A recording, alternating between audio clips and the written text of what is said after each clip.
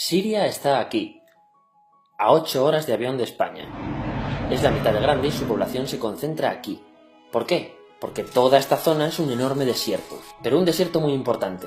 Tiene 1/3 de las reservas de petróleo del mundo y también de gas natural, según algunos el nuevo petróleo.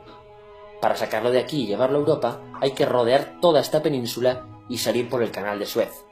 Como te puedes imaginar, aquí te cobran. Pero hay otra manera más fácil, la línea recta.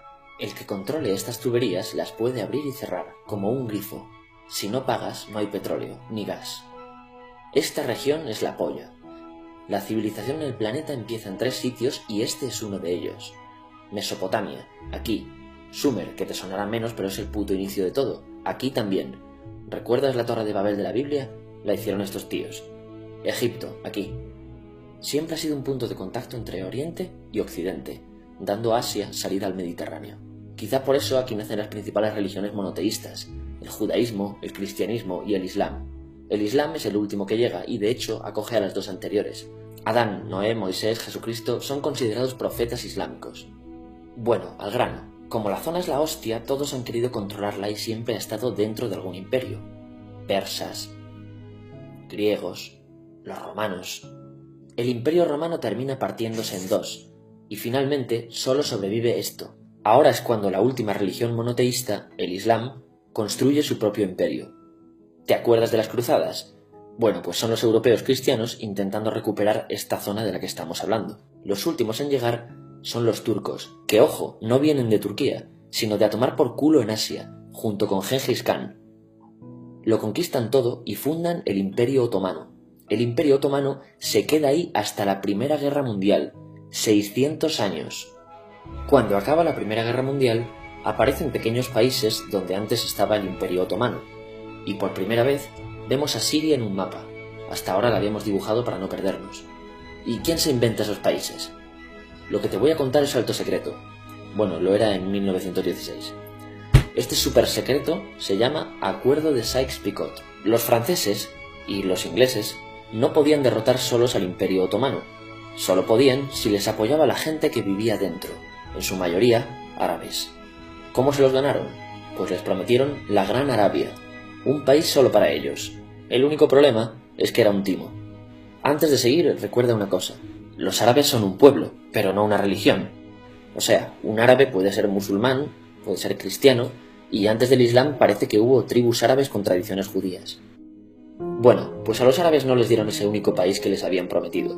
En su lugar, franceses y británicos crearon muchos países pequeños. Estos países, obviamente, no eran países de verdad, sino zonas bajo su control con gobernantes puestos por ellos. Durante este tiempo hacen lo que quieren con la zona. Recuerda que hay petróleo. Siria, aunque no tiene grandes reservas, tiene fácil salida al mar, y Francia, que es la que se ha quedado con Siria, se lo da a compañías extranjeras. Después de la Segunda Guerra Mundial, los europeos se van. En el caso de Siria, son echados a patadas. Pero antes de irse, crean otro estado, Israel. No es el momento de hablar de ello, pero es un estado muy polémico que sus vecinos no reconocen. La prueba es que nada más irse los británicos, todos estos estados lo atacan. La zona, a partir de ahora, va a ser una puta bomba de relojería. ¿Y mientras qué pasa en Siria? Bueno, pues no es muy estable. Tiene golpes de estado constantes.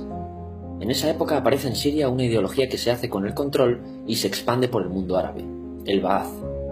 Esta ideología mezcla el antiguo sueño de una sola nación árabe con ideas socialistas. Y algo muy importante, es laica, o sea que no es religiosa. Siria se llega a unir con Egipto, un país con el que no tiene frontera. Pero no es algo raro, muchos de estos países intentan hacerlo también. Como recordarás, a esta gente se le había prometido un solo país y las ganas las seguían teniendo. Pero la unión falla. En este tiempo Egipto les convence para nacionalizar el petróleo. En Siria, Al-Assad, el padre del Assad de ahora, se convierte en jefe del estado Ba'ath. En Irak, también Ba'ath, comienza a ganar fuerza Saddam Hussein. Las diferencias entre ambos países dividen a los partidos Ba'ath de otros países en pro-Siria o pro-Irak. Ahora ocurre la Guerra Fría. El mundo se divide en 2. O eres de Estados Unidos o de la Unión Soviética. Son años muy movidos en los que se pegan constantemente con Israel, invaden su vecino Líbano y comienza una oposición islamista al régimen Ba'ath de Assad, los hermanos musulmanes. Vale, volvamos atrás un momento. Recuerdas que la mayoría de árabes eran musulmanes, ¿verdad? Pues dentro de los musulmanes hay 2 ramas fundamentales, los suníes, la mayoría, y los chiíes. En el caso de Siria, a pesar de ser un estado laico, los gobernantes como Assad y jefes militares eran chiíes, los cuales representan menos del 13%. En cambio, casi el 70% de la población es suní. Un dato curioso es que los cristianos son casi el 10%. Que los chiíes controlen el gobierno y el ejército mosquea a la población suní, y este sentimiento es aprovechado por los hermanos musulmanes, islamistas radicales suníes. Estos toman las armas en la ciudad de Hama en contra del gobierno, y Assad acaba con la revuelta a costa de matar miles de civiles y encarcelar a mucha gente. En el año 2000, Assad padre muere y le sucede Assad hijo. Ante las presiones libera a muchos presos, trae internet y esperanzas de cambio. Hay un periodo de gran debate político y aparece la oposición. También vuelven los hermanos musulmanes. Los siguientes años son difíciles. Arrestan a la oposición. Y Bush incluye Siria en el eje del mal, y esto la aísla. Está mal visto negociar con Siria. Los kurdos, un pueblo que vive distribuido por varios países de la zona, empiezan a protestar también. Hay represión y muertos. En 2011, te sonará esto, ocurre la Primavera Árabe. ¿Qué es esto? Bueno, es una protesta que se va propagando por todos los países árabes pidiendo más democracia. Como ves, el mundo árabe, a pesar de estar dividido en países, tiene tendencias generales. Cuando llega a Siria, Assad hijo termina usando el ejército y en los enfrentamientos mueren unas 1000 personas. Los enfrentamientos irán escalando hasta que se conviertan en guerra civil. No hay un momento exacto de inicio. Lo importante es que hoy en día hay numerosas facciones en juego. Vamos a verlas. Pero primero piensa en que todo está dividido entre chiíes, la minoría, y suníes, la mayoría. Chiíes y además laicos, o sea, no religiosos, son el gobierno de Al-Assad. Controla todo esto, que si recuerdas son básicamente las zonas chiíes del país. El gobierno de Assad está enfrentado al resto. También mayoritariamente laico, pero suní, es el Ejército Libre de Siria o FSA en inglés. Junto con el Frente Islámico, que es religioso, y otros 70 y pico grupos más, forman una coalición que la prensa llama simplemente la oposición. También suníes e islamistas, pero radicales, son Al-Nusra, llamados Al-Qaeda en Siria, porque son básicamente eso, Al-Qaeda en Siria. Otros islamistas radicales son el ISIS o Estado Islámico. Salen de Al-Qaeda en Irak, controlan la mayor parte de Siria e Irak y se han hecho famosos por sus atrocidades. Su objetivo teórico impacta a muchos. Es un Estado Islámico a lo largo de Asia, África y Levante, aunque a ti ya te suena, ¿verdad?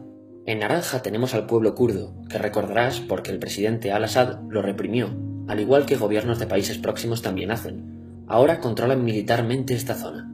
Antes de terminar, repasemos los apoyos internacionales a fecha de octubre de 2015. Las fuerzas de Al-Assad son apoyadas por Rusia, que ya tenía base militar en el país antes del conflicto, por Irán y por China. Todos son países de lo que Europa llama Oriente. En contra de Assad, apoyando a la llamada oposición, luchan Estados Unidos, Turquía, Francia, Gran Bretaña y Arabia Saudí. Podemos terminar con algunas conclusiones. Te advierto que esto ya es pura opinión. Si recapitulamos, vemos que la región es estratégica. Por su situación privilegiada, todos la quieren. Siria siempre ha estado bajo el paraguas de grandes imperios. Piensa que hace 100 años la actual Francia era Francia, Gran Bretaña era Gran Bretaña, pero es que hace 200 también, y hace 300 también, y hace 400 también. En cambio, Siria solo es Siria desde hace menos de 100 años, y solo se gobierna a sí misma desde hace poco más de 50. Además, jamás decidieron sus fronteras, se las impusieron. Europa divide Oriente Medio a su antojo para controlarlo, diseñando países sin tener en cuenta su población. Muchos historiadores dicen que todo pueblo tiene la necesidad de manejar su propio destino, pero estos ingredientes que hemos visto juegan en contra de proyectos como la Siria Ba'ath, que encima usa la represión para mantenerse. En última instancia, producen una guerra civil. En este contexto no es extraño que aparezcan actores que se alimenten de la desesperación, el sentimiento suní de opresión y la visión de Occidente como invasor. ISIS usa la identidad árabe y la mitología de antiguos imperios. Cuando quieras entender el presente, pregúntate, ¿y el pasado?